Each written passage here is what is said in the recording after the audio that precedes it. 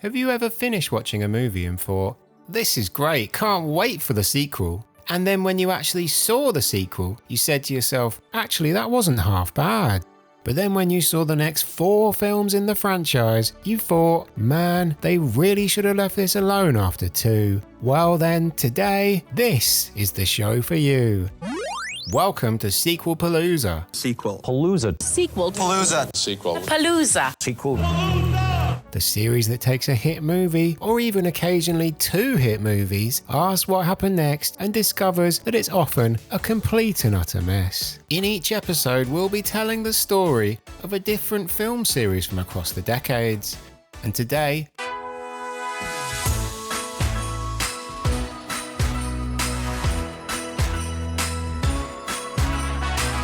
Ho, ho, ho! Merry Christmas! yes, thank you, Santa. Ho, ho, ho, indeed. Merry Christmas. Because that's right, it's time for that magical annual holiday tradition. Ignoring the fact that this is the first one ever. Yes, it's the Sequelpalooza Christmas Special. And at this festive time of year, today we're going to be covering one of the most iconic Christmas films ever made. Its highly successful sequel, and the 4 sequels/reboots that have followed over the next 30 plus years since their release. That's right, it's Christmas, and we're going to zip our feet first into the story of Home Alone. How did the first movie defy the odds to go from an unwanted holiday stepchild of a project dumped by its original studio to one of the most profitable films of the 1990s? Establishing the biggest new child star for decades, and even managing a genuinely blockbusting sequel just 2 years later.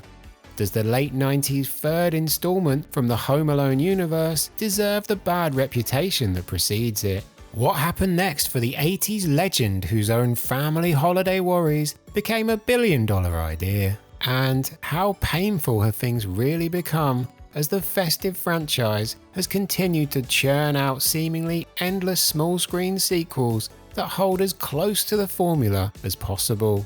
Oh, Lisa, haven't you seen Home Alone? If some burglars come, it'll be a very humorous and entertaining situation. Home Alone goes from the sublime to the ridiculous. Merry Christmas, you filthy animals. This is Sequelpalooza.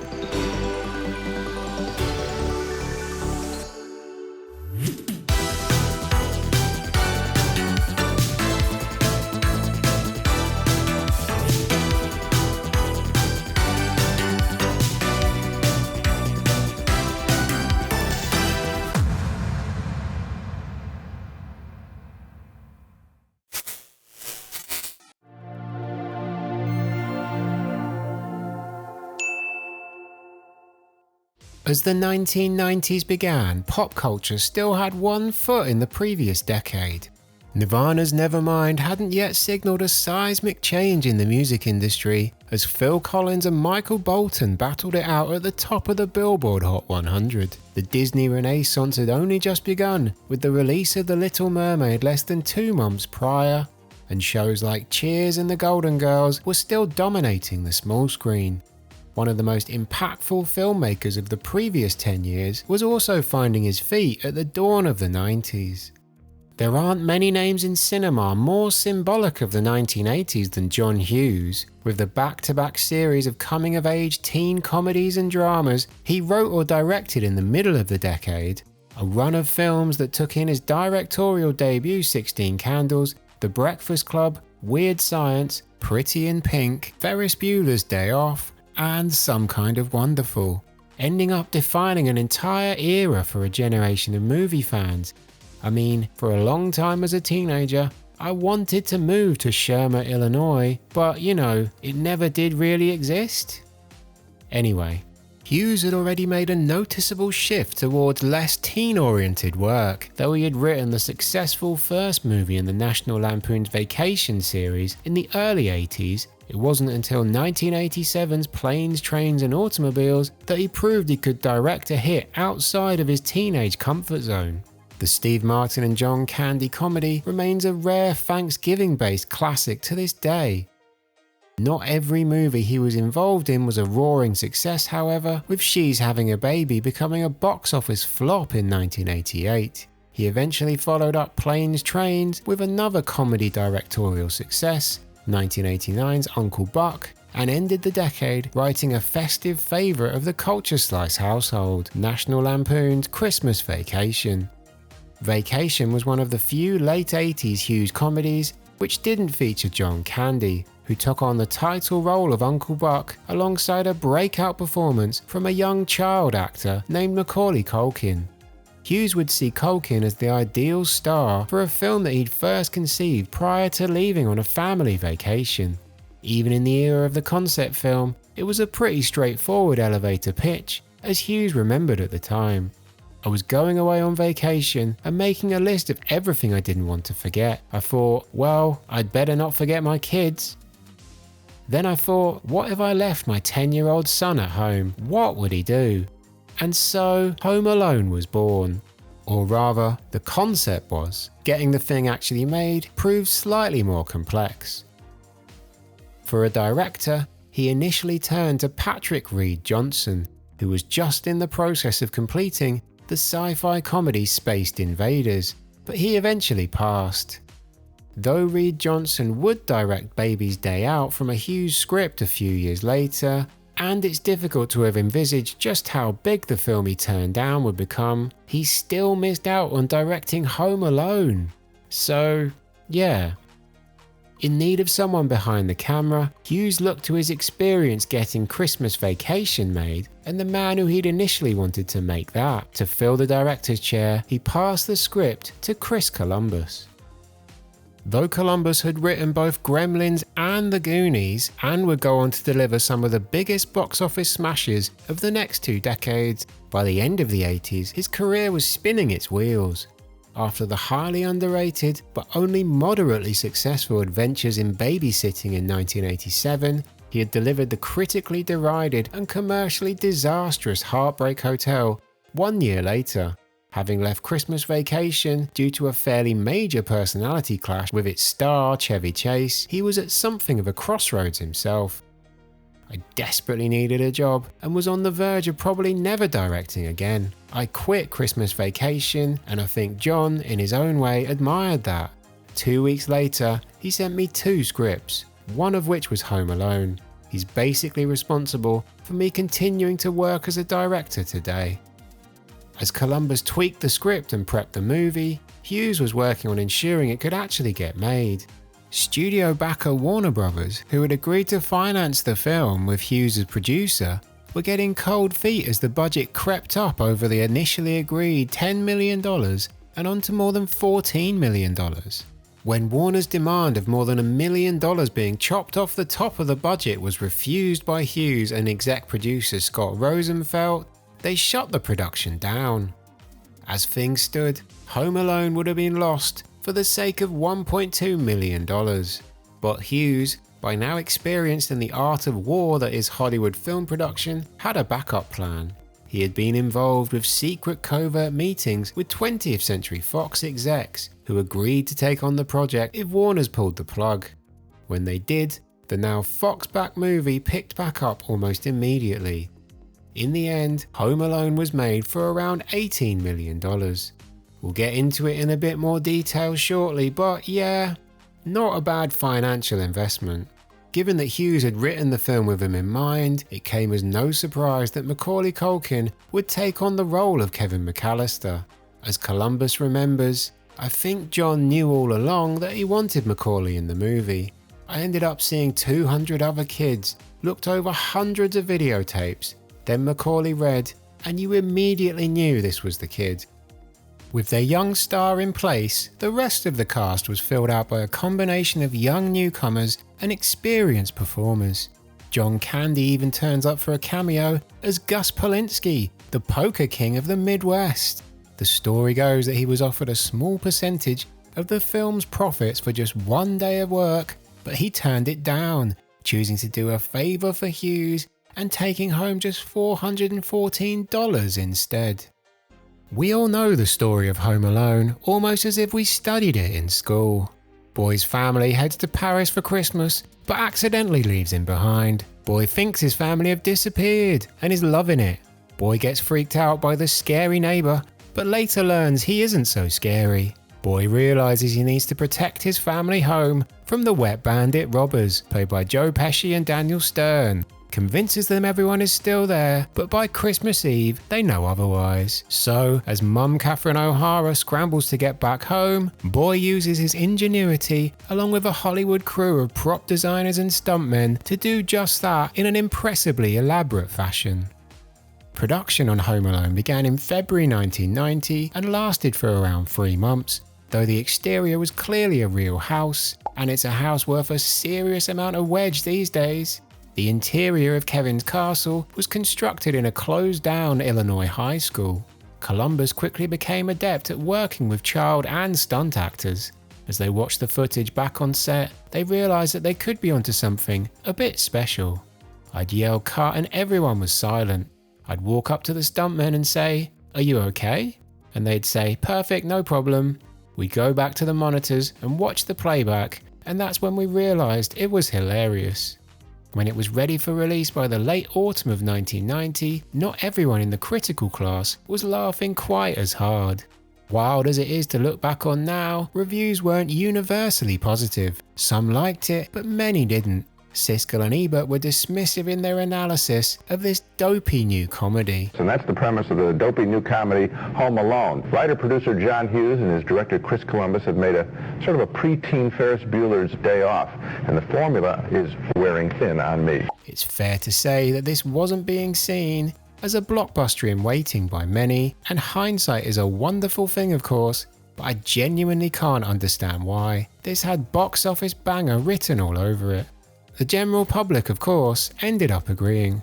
Arriving in cinemas in mid-November 1990, Home Alone soon became a sensation.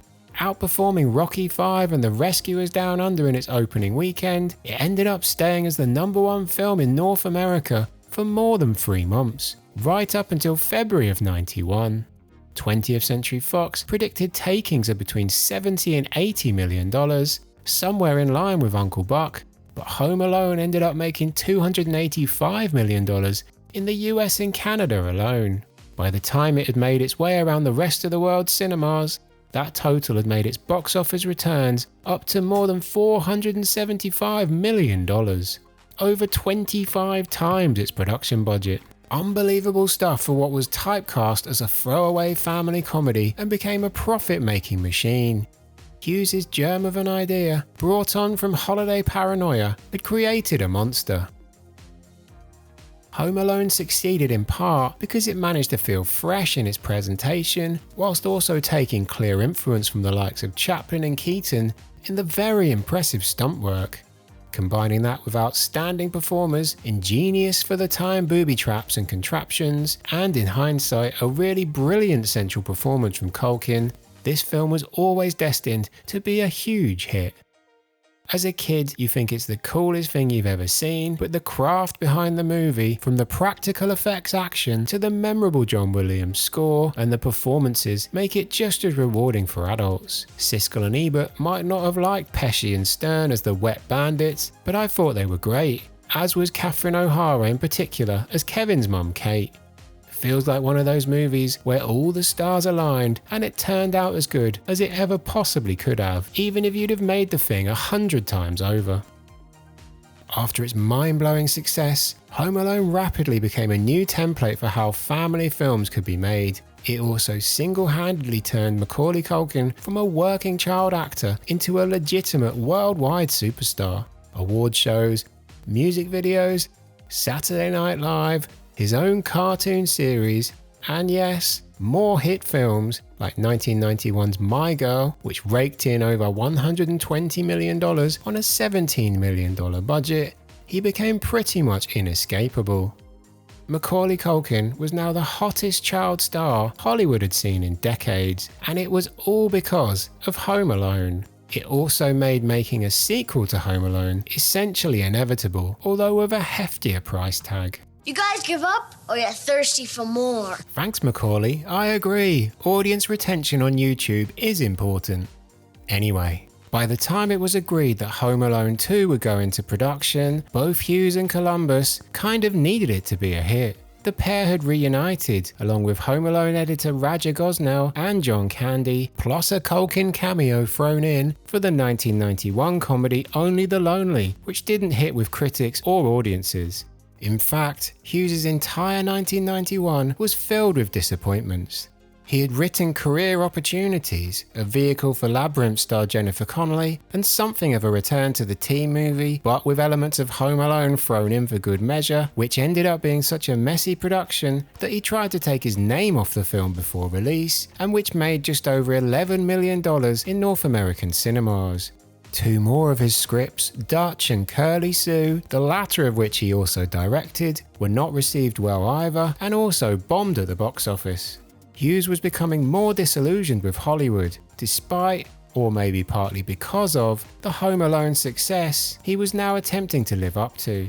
"Suddenly I'm a commodity," he said at the time. "If Home Alone hadn't come out, my name wouldn't be on Career Opportunities 4 times. The script for Home Alone 2 Lost in New York had actually been finished by Hughes before the release of any of his 91 follow-up films, and would become part of a 6-film deal he had signed with Fox after the massive success of the first movie. Columbus would return, along with the key cast members including Culkin, whose salary jumped from $100,000 to more than $4.5 million. Transplanting the story to New York City, but of course remaining at Christmas, Home Alone 2 would be criticised by some for its similarities to the first movie. The story beats are undeniably similar, with multiple obvious callbacks. The McAllister family are again due to spend Christmas on holiday, this time in Miami, and Kevin and his brother Buzz get into another fight, this time causing the school's entire Christmas choir to tumble. Kevin makes it to the airport this time, although through a series of unfortunate events, he gets on a plane to New York. With little more than his wits and his dad's credit card, he manages to check into the Plaza Hotel. Before long, the card is reported stolen, the family attempts to get to New York as quickly as possible, and Kevin runs into the Wet Bandits, who have escaped from prison. With Tim Curry, Rob Schneider, and the rest of the hotel staff on Kevin's case, he abandons the plaza and ends up befriending the scary homeless pigeon lady in Central Park, played by Brenda Fricker, in much the same way as he had done with Roberts Blossom's neighbour Marley in Part 1.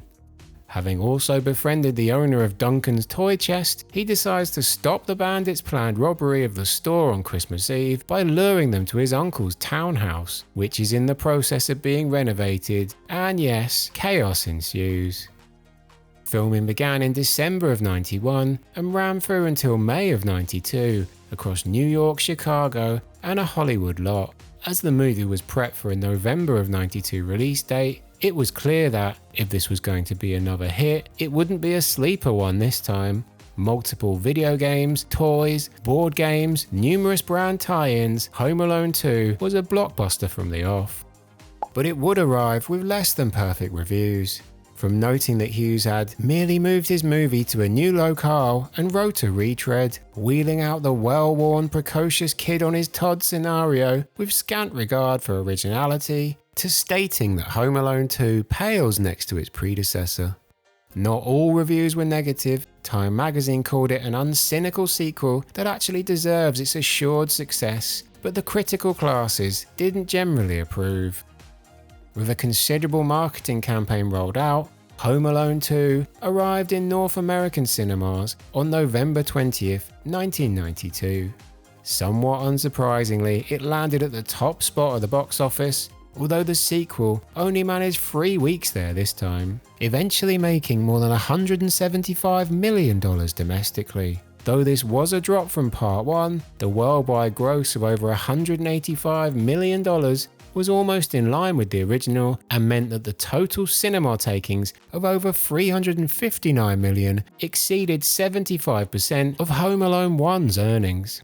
The measuring stick metric Hollywood used to analyse sequel success at the time. It was the third highest grossing film of 1992 at the worldwide box office, behind just Aladdin and The Bodyguard. Home Alone 2 might not be considered a classic by critics, even if it has been re-evaluated more positively in recent years, but it's a worthy sequel. one of the best ways to tackle a follow-up is to expand on what worked the first time around, and it does that effectively, whilst also delivering a darker tone. The move to New York mixes things up, and the return of the original cast, adding in some high-quality new additions, is vital to the overall package. It isn't perfect, and I can see why even now there is a fairly notable negative sentiment towards it from some quarters, but this is the movie business after all. For me, the quality of the players, both behind and in front of the cameras, carries it over the line. Watching the two films back again for this video, it struck me that another reason they are still so loved is that there are few modern examples breaking through in recent years to add to the list of Christmas movie greats. There have been some good ones, some not so good ones, and some huge budget franchise starters released this year which left me completely cold. In large part, Christmas films have either become cynical, almost AI-generated mega movies or factory-produced Hallmark filler, often dropped on a streaming platform and soon lost in a sea of content. Home Alone was a massive hit in cinemas because it was a fun, well-made movie. The fact that it was a film set at and entwined in Christmas has essentially made it an eternal part of pop culture. Sure, I get it. Times change, media habits change, the industry changes, but Christmas movies are forever, and it does feel like we've lost something pretty magical along the way when it comes to the Christmas film in the wake of all that change.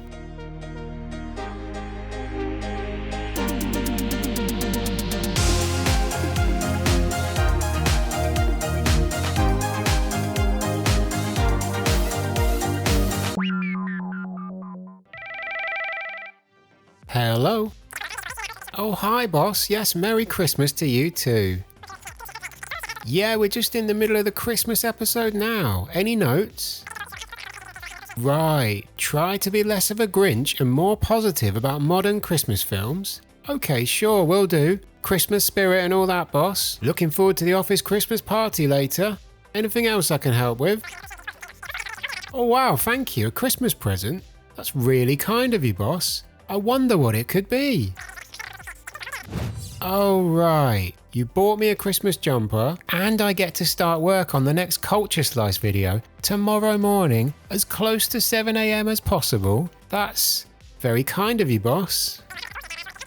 And you also want a Christmas and Christmas adjacent movie and TV show dance party montage ready for this video right now? Yes, boss, sure. No problem. And yes, I'll make sure I remind everyone to subscribe to Culture Slice if they like this kind of thing, and let them know that there is a huge amount to come from the channel over the next year and beyond. Consider it done, boss. Merry Christmas to you too.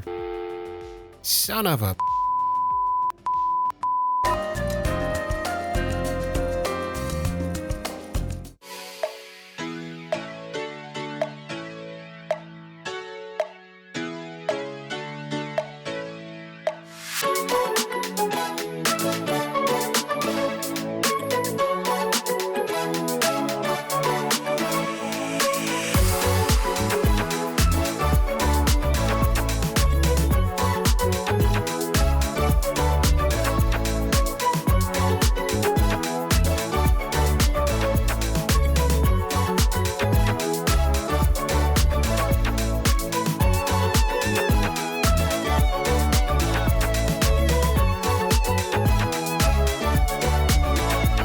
Merry Christmas everyone, and now let's take a trip to 1997 as we get back to the story of what happened next for the Home Alone franchise. Buckle up, it's gonna be a bumpy ride.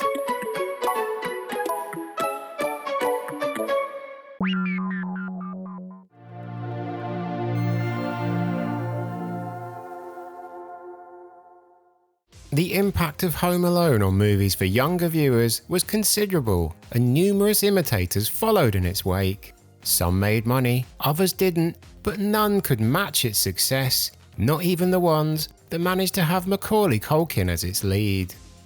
Of Home Alone's two creative heads, Chris Columbus would have more obvious initial success than John Hughes in the years that followed Lost in New York.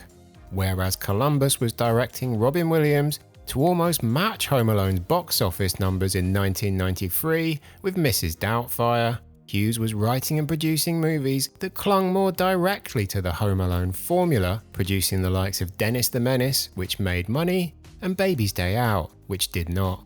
It wasn't until 1996's live-action 101 Dalmatians movie for Disney that he was involved in a hit running anywhere close to Home Alone. By this stage, Hughes was also deep in production for a third Home Alone movie. He had originally planned for Home Alone 3 to be made at the same time as the second film, before the plans were tweaked with the intention that Culkin could return as a teenage Kevin to bridge the divide between films. This would soon prove impossible to deliver.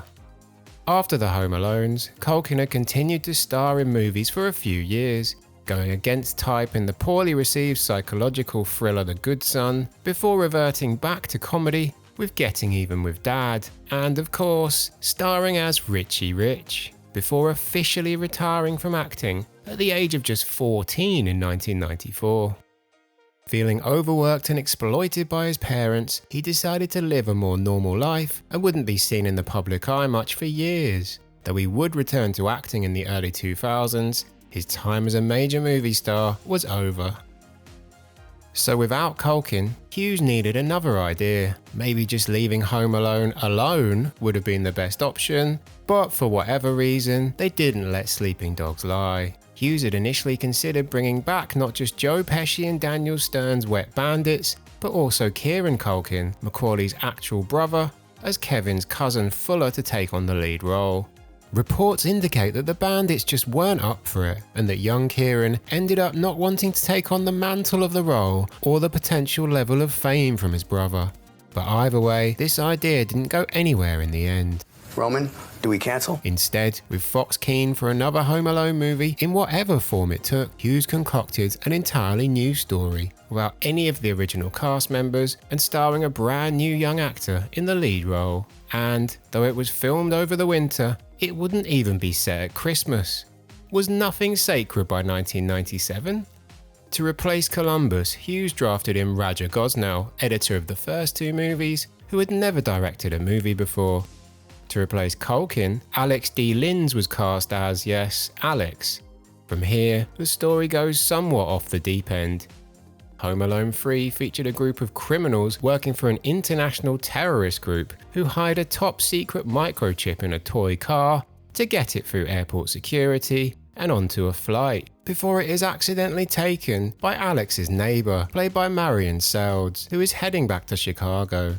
She ends up giving the toy to Alex as payment for shoveling her driveway. Alex gets chickenpox, is home alone due to his family being at work or school, and the criminals track down the neighbourhood the microchip is in. When Alex realises what is going on, he alerts the authorities, not once but twice unsuccessfully, before the bumbling mercenaries eventually clock on to Alex and he is forced to defend his home from the bad guys, just like Kevin did before him, though this time he does have the help of his pet rat Doris and a talking parrot. Double or nothing. Obviously. Filming for Home Alone 3 began in late 1996 and had been concluded before the end of March 1997. The criminals replacing Pesci and Stern this time were largely bit part actors, and the movie's biggest recognisable name to modern fans wouldn't actually become a star for 5 more years. A young Scarlett Johansson plays Alex's sister Molly. Despite not actually being set at Christmas, Fox decided that Home Alone 3 should still be released at Christmas, and the movie arrived in cinemas on December 12, 1997. Though anticipation for what most saw as a needless retread was hardly at fever pitch, not everyone disliked it. Roger Ebert revealed that he actually enjoyed it. To my astonishment, I liked the third Home Alone movie better than the first two. I'm even going so far as to recommend it. Most other reviews weren't as kind. Gene Siskel called it a stupid slapstick piece of juvenilia and openly questioned if Ebert was feeling okay when he gave the film a thumbs up. Other analyses range from twice the bad guys, half the laughs, to whatever you may think Home Alone 3 is like, the reality is worse. When the movie opened in cinemas, audiences demonstrated their indifference to the brand continuing on. In its first weekend on release, Home Alone 3 placed in 4th place, behind another questionable John Hughes script, Flubber, though the Robin Williams movie proved to be a far more durable success at the worldwide box office. In the more cynical days of 1997, the postmodern likes of #1 movie of the week, Scream 2, made another Home Alone retread look like yesterday's news, which, if we're honest, it was. The movie would eventually make $30 million domestically, less than Scream 2 made in its opening weekend, against a $32 million budget. Worldwide box office took its takings to $79 million, a sharp decline from the glory days of the early 90s. In the end, for me, Home Alone 3 isn't necessarily a really terrible movie, but really it largely just doesn't have a reason to exist. Linz is pretty good in the lead role, but trying to follow Culkin is a totally thankless task, and the robbers in this one struggle to give the slapstick the heart achieved by Pesci and Stern. There are more elaborate contraptions and pratfalls, but it also feels pretty hollow and overtly ridiculous. Attempts to add more of a late 90s edge with international terrorist groups and D-list pop-punk soundtrack songs felt forced at the time and dates things far more now. It's definitely not unwatchable as sequels go, just kind of there. If you didn't know it, you'd expect it had been cobbled together by a writer for hire by the studio, but the fact that John Hughes is actually responsible for the story is just a bit surprising. Maybe he was just looking to run down the 5-picture deal he had with Fox at the time in the most straightforward way possible.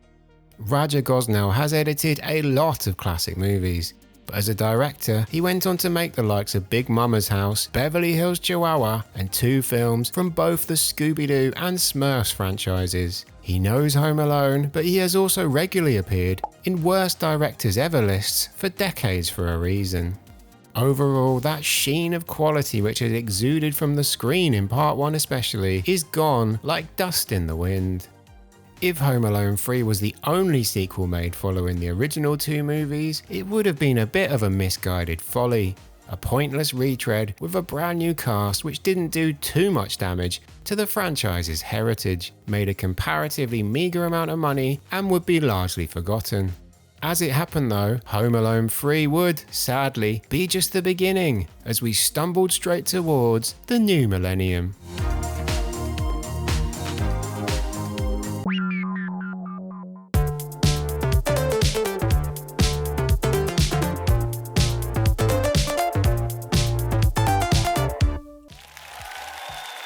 Thank you, and welcome to another episode of Did You Know? On today's show, the story of the late 90s secret Breakfast Club successor that nobody got the chance to see. Did you know that the last film written and produced by John Hughes made less than $5,000, yes, $5,000 in cinemas? Because in October of 1998, Hughes rolled back the clock with a screenplay called Reach the Rock, a low-budget drama made as part of a contractual obligation to deliver another movie for Universal Pictures. Always a good sign.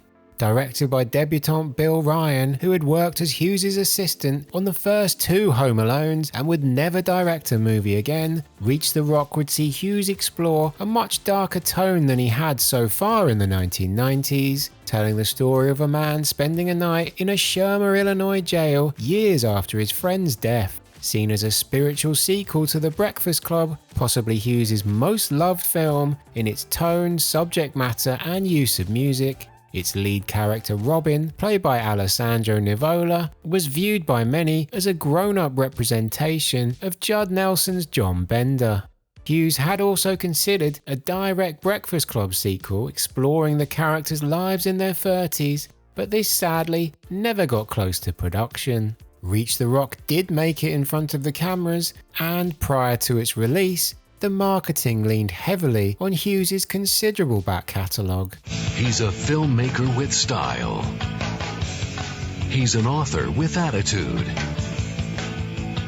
Now acclaimed filmmaker John Hughes makes a welcome return to his roots. Unfortunately, Reach the Rock would be absolutely buried upon release by Universal, and what reviews there were generally negative.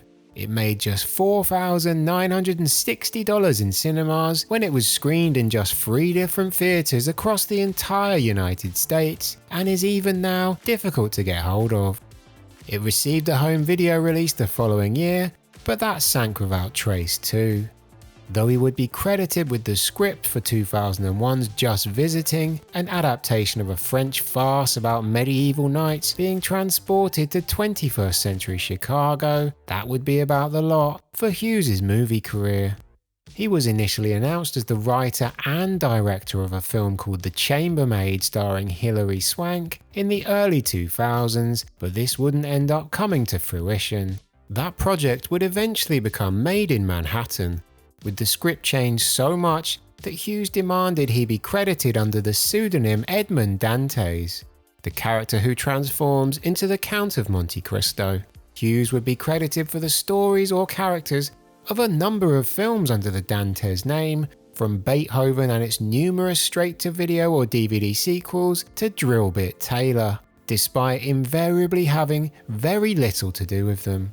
As for Reach the Rock, a YouTube search these days comes up with very little, and as far as we can tell, it isn't available on any streaming platforms. It remains the lost, forgotten John Hughes movie, and a strange footnote to a legendary career. Well, that's all we've got time for today. Make sure you join us next time on Did You Know?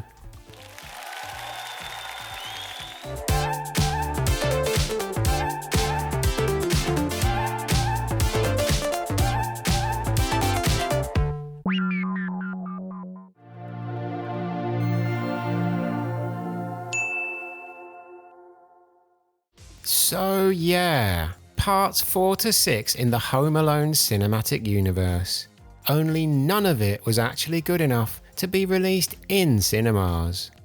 Over the course of a 20-year period, the Home Alone franchise ended up producing perhaps the steepest drop in quality a film series has ever seen. Harsh? Maybe, maybe not. You be the judge for yourself. For the rest of the films, there has been no Hughes, no Columbus, no Culkin. Buzz turns up as a cop in part 6, but that's about it in terms of the old world. It's been wall-to-wall Christmas chaos, and not in a good way. Things started really unraveling 5 years after the meh reaction to Home Alone 3, when Home Alone 4, Taking Back the House, became the brand's first made-for-TV movie. The idea for the fourth film had initially been to make a sequel to Part 3, but this eventually changed to being another movie about Kevin McAllister and his family, kind of. Chris Columbus was by this point in charge of the multi-billion-dollar Harry Potter films, John Hughes had detached from the industry, and though Macaulay Culkin had returned to some acting roles, Home Alone 4 was not on his radar. The characters are the same, their ages are the same, but this is a completely new cast. They even bring back Wet Bandit Marv, who is still a criminal but now has his wife Vera along for the ride. The producers apparently wanted Daniel Stern to return himself, but when he read the script, he's reported to have called it an insult to the original series. Needless to say, he didn't accept the job. You can see the general direction of travel here. The fourth installment was shot in early 2002 in Cape Town, South Africa, for budgeting reasons, though it is still ostensibly set in Chicago. The replacement Kevin, played by Mike Weinberg, is dealing with the imminent divorce of his parents and spending Christmas at his dad's rich girlfriend's house. Kevin intercepts a plan by Marv, now played by Third Rock from the Sun star French Stewart, and his wife to rob the mansion, and we are once again off to the wacky races.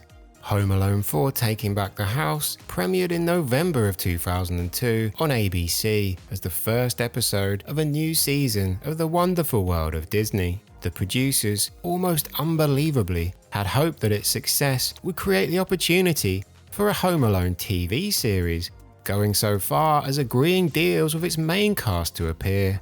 However, it underperformed in the ratings, reviews were savage, and the whole endeavour came to an abrupt halt. Home Alone 4 is so unspeakably bad that it's hard to believe it exists at times.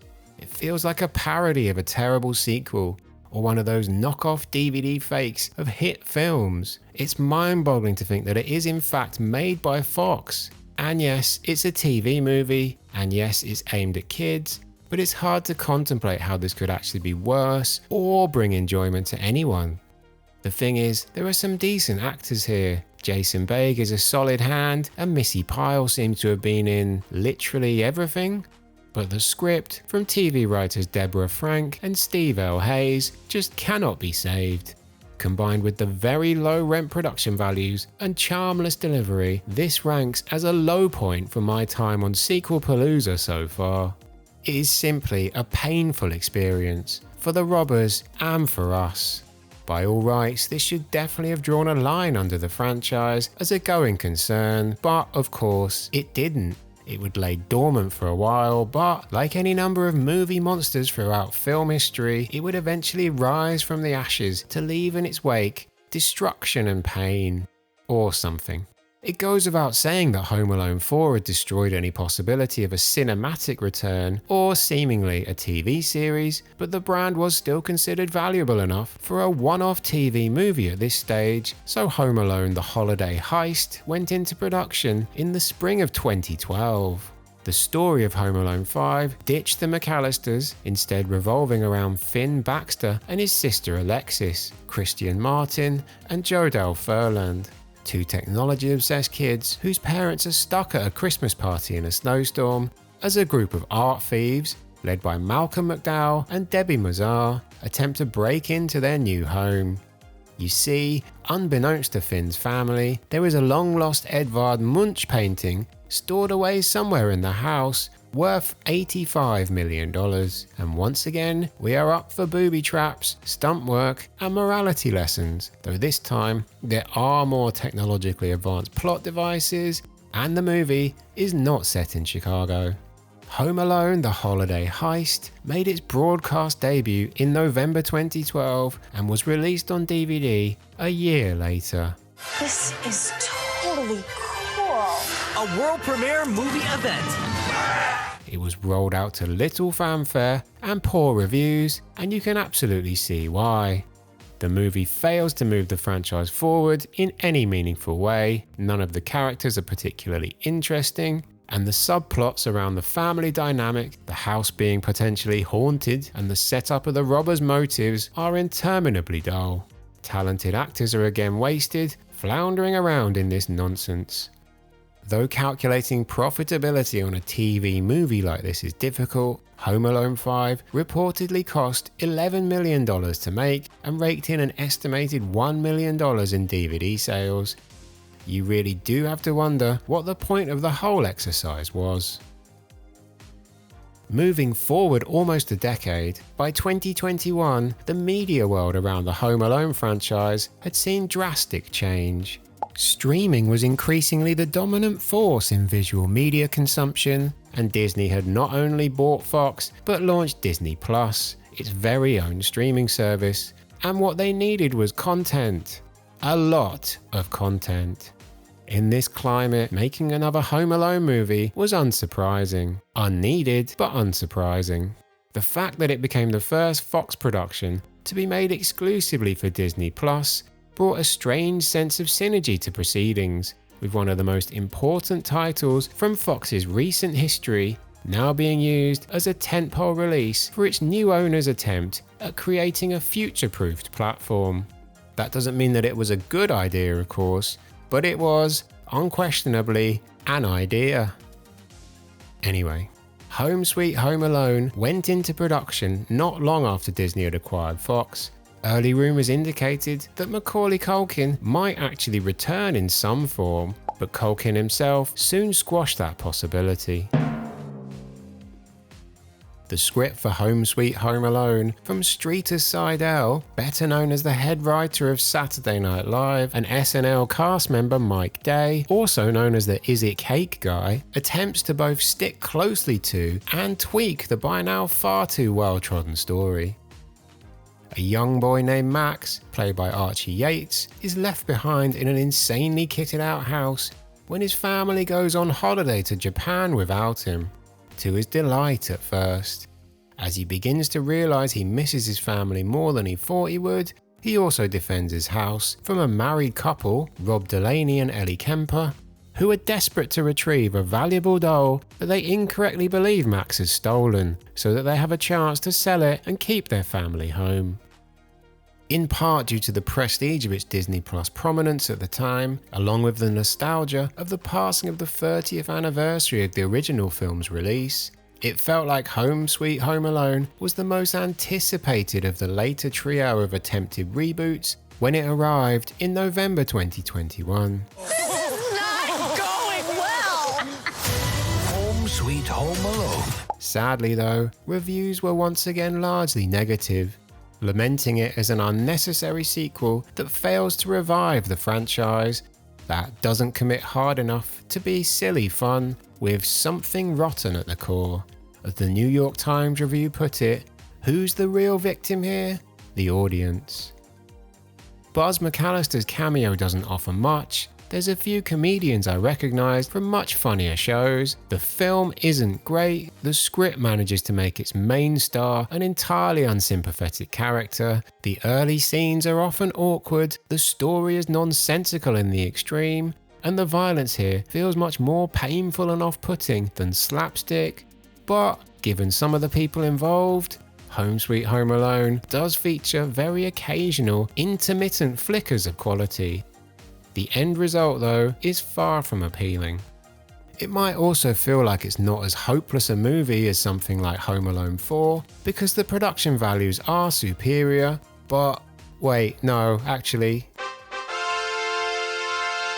it just is better than Home Alone 4, I'll give the movie that. Although if that is the level of expectation here, then the bar has fallen so low that there seemingly is no bottom. Home Sweet Home Alone has not, so far, instigated a rush for more to come from the franchise. Thankfully.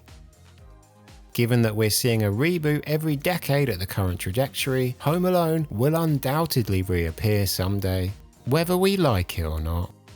The thing is, the director of Home Alone 4 made Teen Wolf and K9. The director of Home Alone 5 made Bill and Ted's Bogus Journey. The director of Home Alone 6 co-wrote Sacha Baron Cohen's best work. They were all capable of so much more. They also have some talented actors to work with, especially in the strange assortment of recognisable faces who make up the various robbers over the films. But for whatever reason, they certainly couldn't deliver much of value here. I know these are TV films, and I'm probably going off the deep end a little after watching 10 hours of Home Alone in a short space of time, but surely we could have got something more than these endless Groundhog Day wasteland retreads sullying the good name of a classic. Did they have to be this bad? It's no wonder that Rod Daniel retired from the industry after the painful process of making Home Alone 4. As Chris Columbus put it prior to the sixth film's release, "What's the point? I'm a firm believer that you don't remake films that have had the longevity of Home Alone. You're not going to create lightning in a bottle again. It's been done. Do your own thing. Even if you fail miserably, at least you have come up with something original." Watching all these sequels, it reiterates that it is really tough to be genuinely charming, funny, and believable in a role like Kevin McAllister and in a movie like Home Alone. It took expert precision in the script writing and delivery from the filmmakers and a deft performance well beyond his years for Macaulay Culkin to pull it off. And sadly, none of the teams who have followed in their wake managed to come close. They really shouldn't have bothered.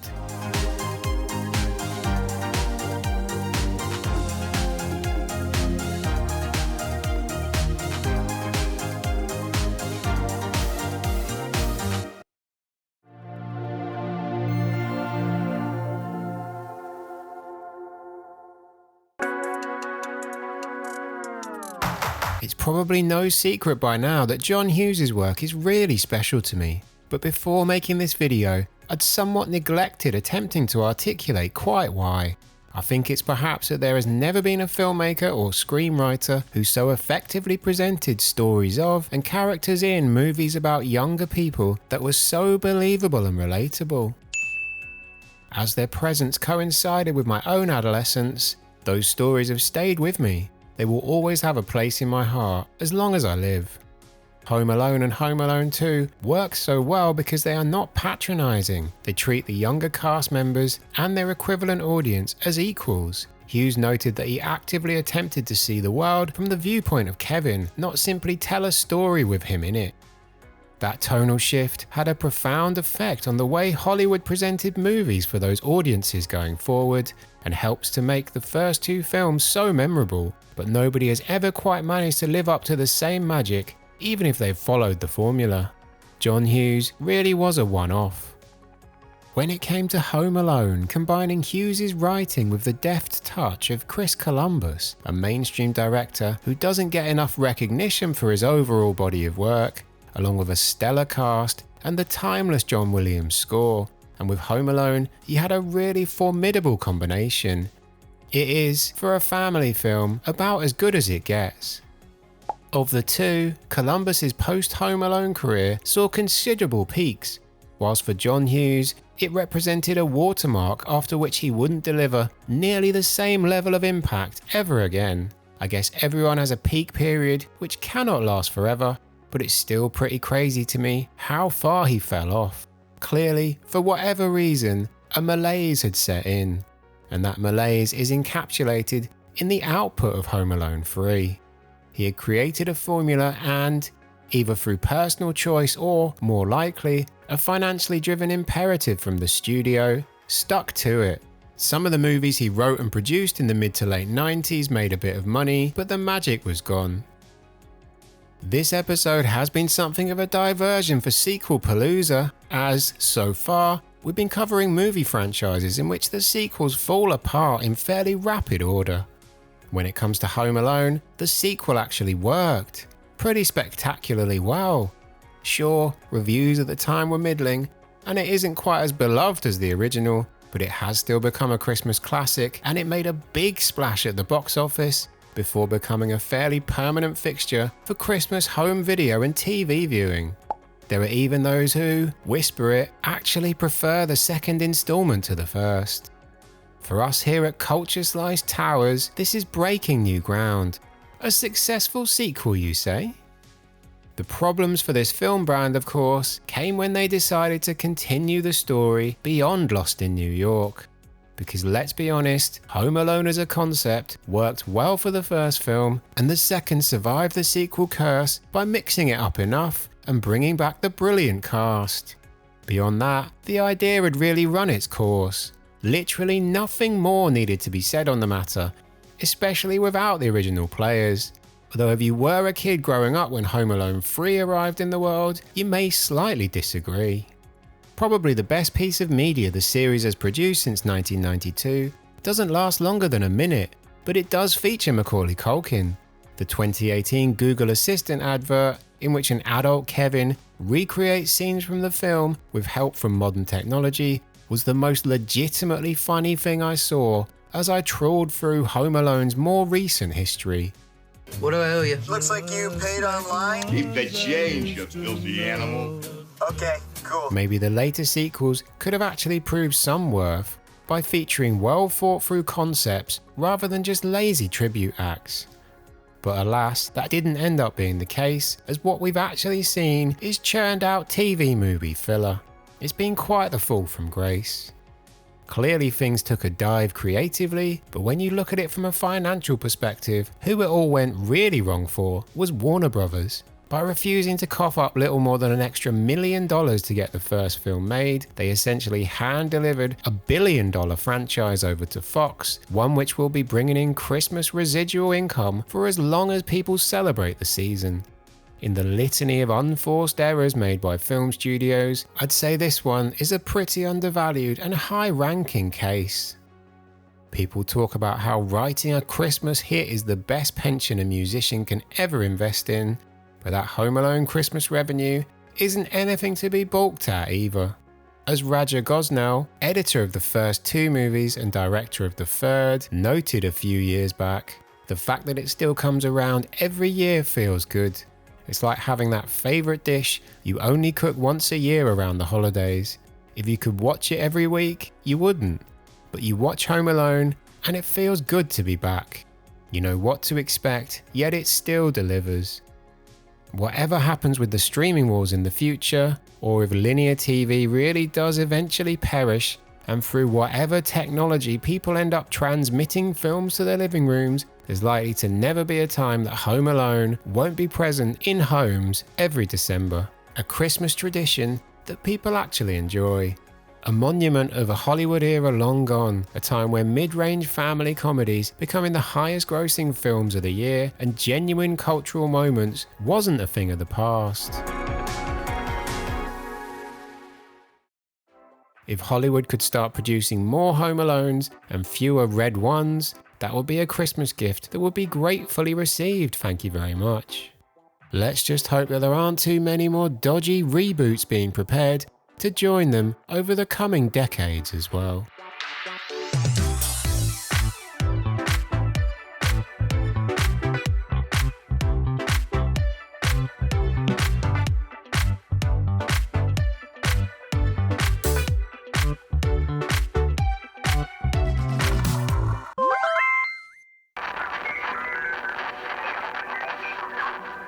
Oh, hello, you're still here. Where do you think you're going?